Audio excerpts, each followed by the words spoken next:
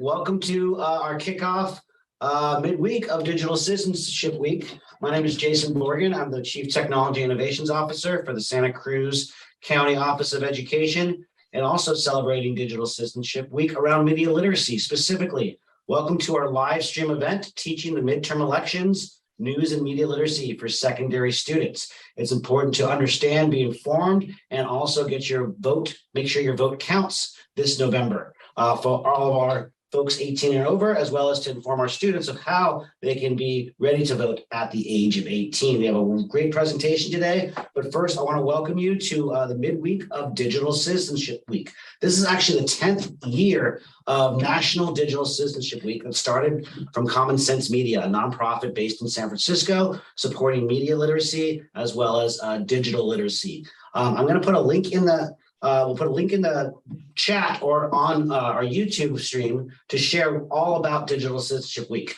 The California Department of Education has also deemed this week Digital Citizenship Week. You can learn more about that as well. But I do want to introduce our wonderful, wonderful County Superintendent of Schools, Dr. Faris Sabah. Thanks so much, Jason, and good morning, everybody. My name is Faris Sabah, the County Superintendent of Schools, and it's my pleasure to be here to really recognize and celebrate Digital Citizenship Week. Digital citizen is a person who develops the skills and knowledge to effectively use the internet and other digital technology, especially in order to participate responsibly in social and civic activities. One of the most important parts of these civic activities is voting. And while the legal voting age is 18, there are plenty of things that young people and that we as educators can do to prepare for this important civic duty. First, it's about being informed. We need to read up on political issues, and our youth need to help identify where they stand on the issues that matter to them, both on the local and at the national level. High school students can also pre-register to vote starting at 16, and they can also help working as poll workers.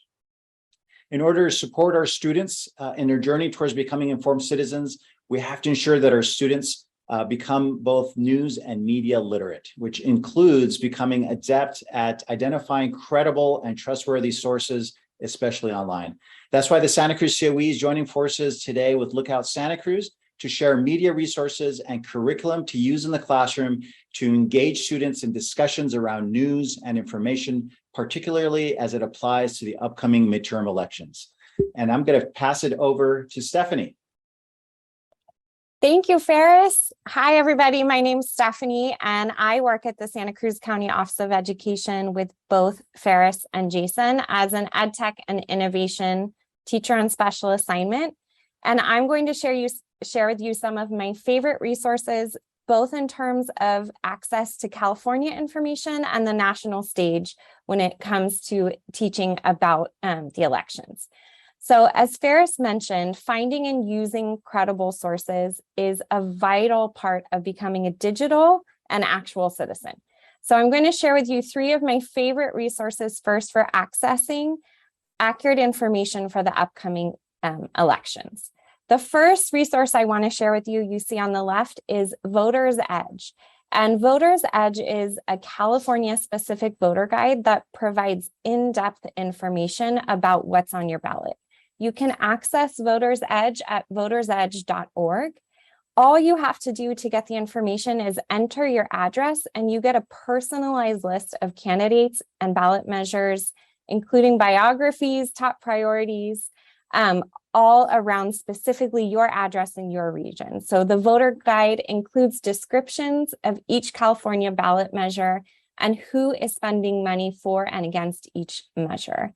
With Voter's Edge, you'll have all the information you need right at your fingertips. The second resource that I'd like to share with you that you see in the middle is Cal Matters, and you can access that resource on calmatters.org.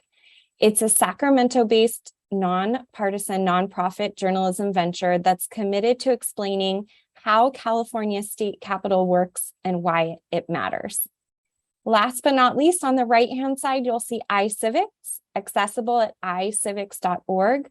And this platform exists to engage students in meaningful civic learning If you're a student, if you're a parent, if you're a community member, a teacher, you can go onto iCivics and they have games, resources, lessons, activities, all to enhance students in building their civic strength. Another great resource in terms of California focus is our California Secretary of State has actually developed a web page dedicated to our youth programs. And you heard both Jason and Ferris mention earlier this idea of starting young, becoming informed. Even if you're not 18, there's things that you can do before that to get you prepared to vote. And all of those are collected on this page from our California Secretary of State. Last but not least, I'd like to share with you a choice board all about teaching the midterm elections. So for our educators who are tuning in, this is a resource that was curated by educator Brianna Davis, and it includes a variety of activities to get students to understand not only what's on their local ballot, but also what's on the national stage. Now that I've shared some resources for the national and state level, I'm going to turn it over to my colleague at Lookout Santa Cruz to highlight some resources for our local elections. Hello, everyone. My name is Jamie. I work at Lookout Santa Cruz. I'm the Director of Student Engagement and Membership, and I'm about to tell you a little bit about what Lookout is and what we offer. So what is Lookout Santa Cruz? We are a digital news publication. We are a startup company that started in November 2020, and it is a digital mobile-first news platform with a mission to help make our community stronger and more connected. We really focus on accountability journalism, trustworthy, nonpartisan local news covering the entire county of Santa Cruz. We have a large writing staff, all who live and work here and are dedicated to helping make Santa Cruz stronger and helping all of our community members be more informed.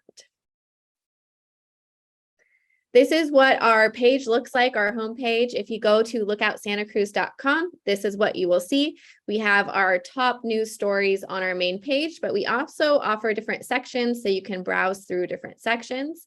If you are a student or educator watching this, we have on the top navigation a little headline that says students. That is where you want to click if you are wanting to learn more about how to engage as a student or an educator. And I'll tell you a little bit more about that. We are launching our high school program. We have some information out today, so feel free to check out lookoutsantacruz.com and go to our student page and kind of see what we offer, but we will be adding a bunch more information within the next week.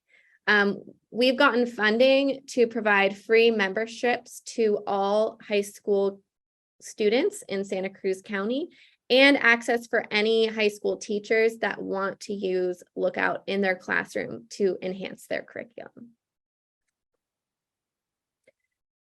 There are many ways that you can engage with us as a teacher or a student, but the first way is to set up your free membership.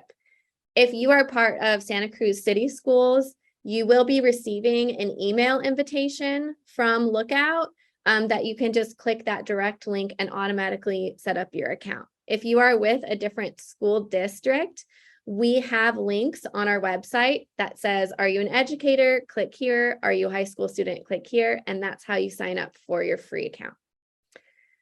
We have a whole educator page that has resources and lesson plans to enhance your teachings. One specifically that I'm excited about right now is a news quiz on the local election.